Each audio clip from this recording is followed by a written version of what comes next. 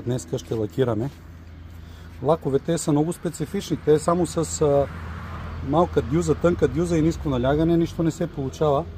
Ето това ще е лака, с който ще боядисвам. Акрилен лак, гланцов, на водна основа е. За целта преконфигурирах машината. Поставих контейнерче, в което да мога да поставя лака без да има контакт с атмосферата, защото всяка прашинка в последствие ще ми запусва дюзата.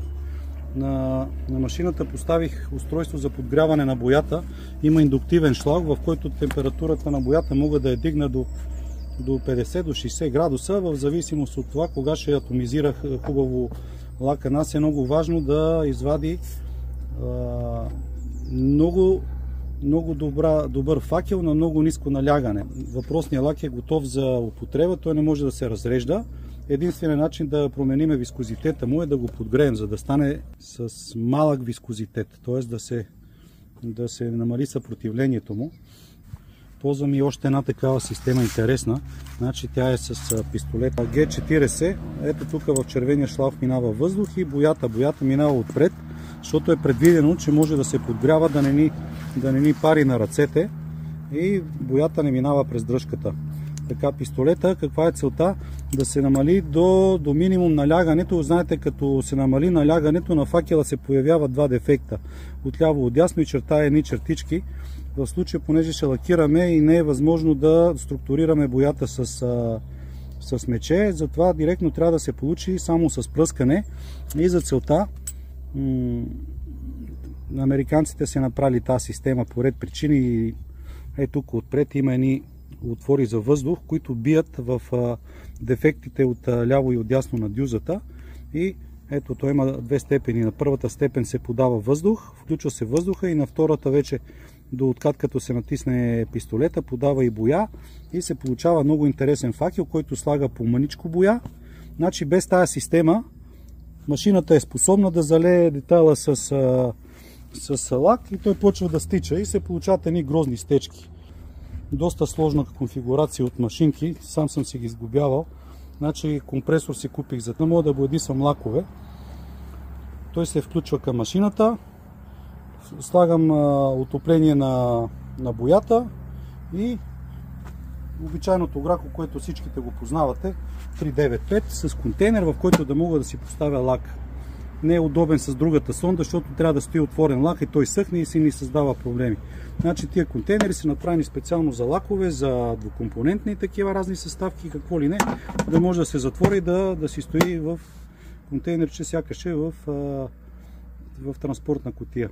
И това е, което мога да направя. Сега ще пусна видео на бърз оборот, да може да гледате как се лакира. Е, това всичкото сега ще го наплющиме с лак и ще сме готови за сезона да посрещаме нови клиенти.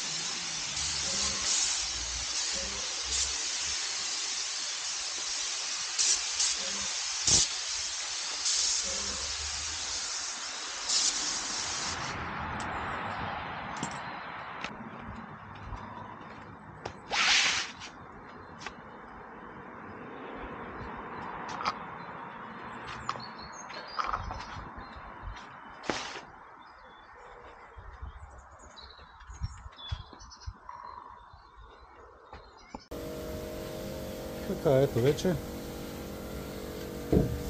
защо направихме лакирането на угловете и на масите. Ще се експлоатират в доста тежки условия. Почти всеки ден вали дъжд, поне за сега. И за да не ги прибираме и да ги съхраняваме, лакирахме ги.